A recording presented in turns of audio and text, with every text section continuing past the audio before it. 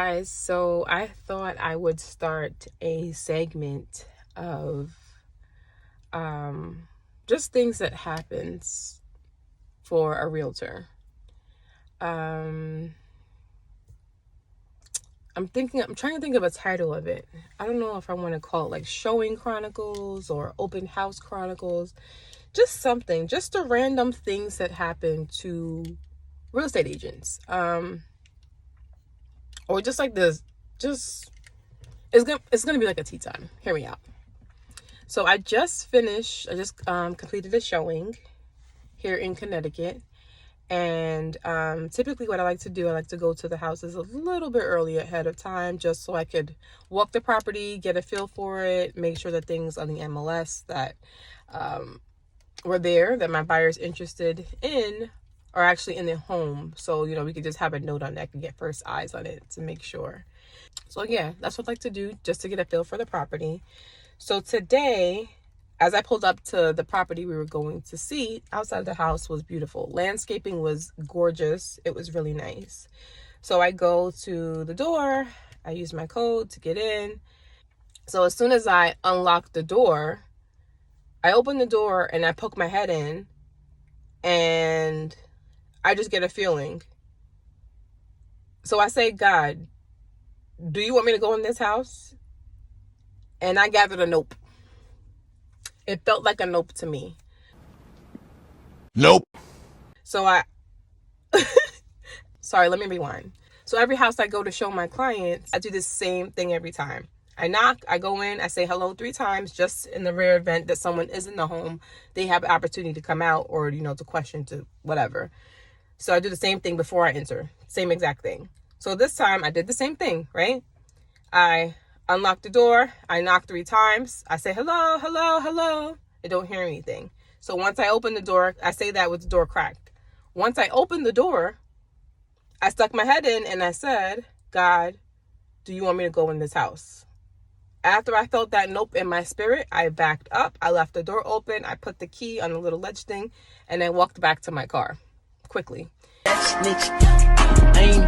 So I thought, I'm getting a weird vibe right now. I'm not going in this house by myself. And I do carry mace with me, so I'm never fearful about how I would protect myself, because I've had to use mace on several different accounts outside of real estate. This was a million years ago, so maybe that's a story for another time. So I know how to use. I know how to grab it.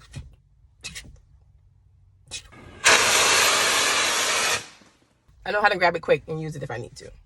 So that's not a problem. However, I'm walking to the car and I hear, hey, are you looking for the house? So I turn back and I'm like, what? Like, what's that? Because again, there should be no one around. So I keep walking. So I hear it again. Hey, are you looking for the house? So now I'm like, I know I heard someone this time. So now I'm looking around like, hello? Like, who's talking to me? Hello? And I hear banging, and I look, because I didn't realize before that there was an RV parked towards the back of the house. I look, and there's a head poking out the RV window. And I'm like, no, sir. No, sir. So the guy says to me, are you trying to look at the house? And I said, I'm the realtor. My name is Jenn. I'm just waiting for my client. And he says, you're the realtor?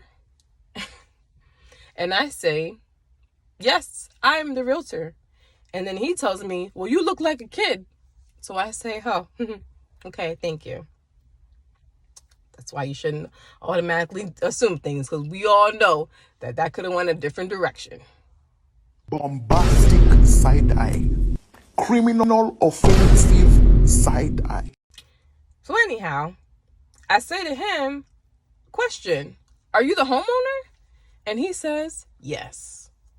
So I'm like, wow.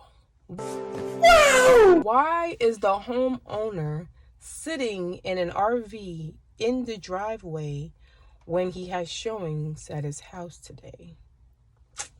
That's a little odd. It's a little scary. So I say to him, okay, well, I'm going to go back to my car and wait for my client to get here. And he says, when your client arrives, are you guys going right in? And I say, yes, we are. And he says to me, and I quote, well, it's great that you're telling me that. Let me call my brother quickly, who's downstairs.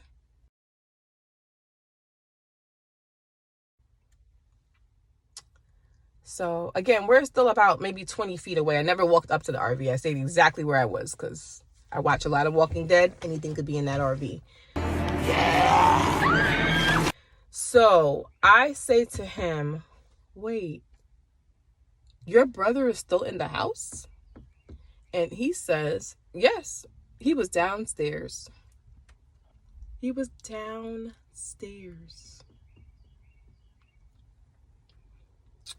So, all of this to say, the power of discernment in God is a real thing. I have been praying for discernment and wisdom daily now for the last few weeks, and God has been blowing it out of the park. You know, what if I decided, let me just do what I normally do? I know I feel a little weird in this house, but let me just do what I normally do. I usually knock. I usually say hello 3 times, and then I just go in. Let me just do what I normally do.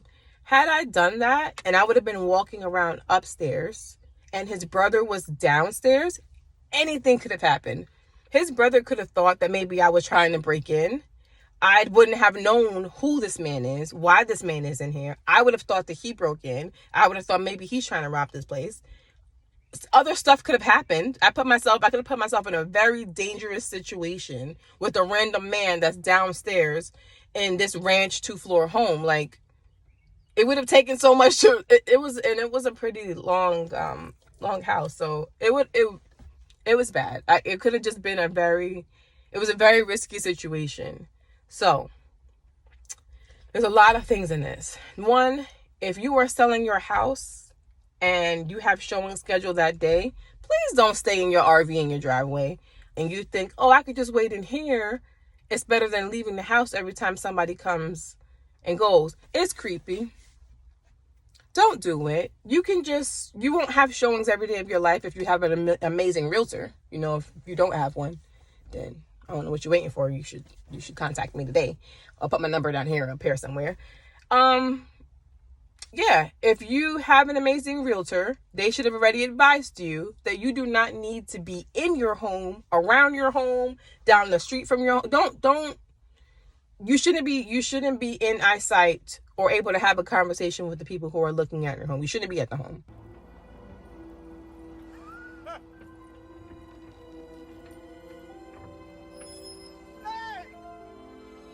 It's just creepy. It's just, don't do it. That's number one.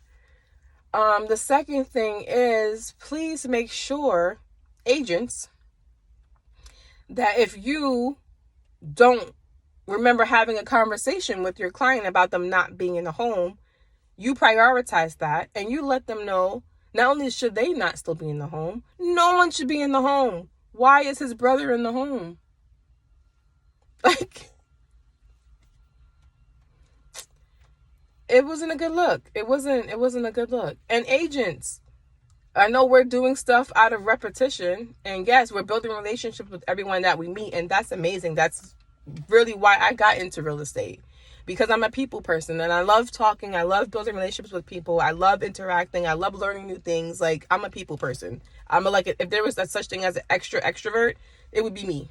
I talk to strangers all day long regularly. So it's like, this is where I'm supposed to be. I feel really like, this is my thing, right? Even me, stop doing things out of, okay, this is habitual. I do the same thing every day. Let me just do the same thing every day. Slow down, take a minute, read the room, read the situation, see what you feel. If you feel something in your gut, something feels wrong, go with that.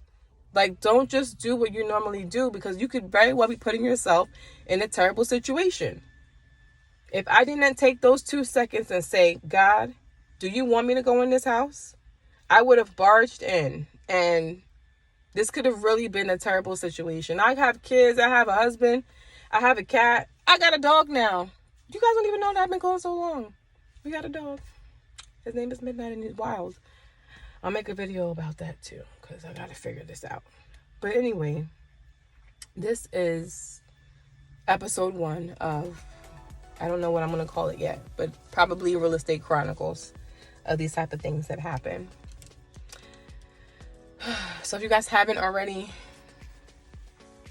subscribe, follow, repost, share this with a friend, share this with an enemy, share this with anybody at this point, because it's wild out here. Until next time.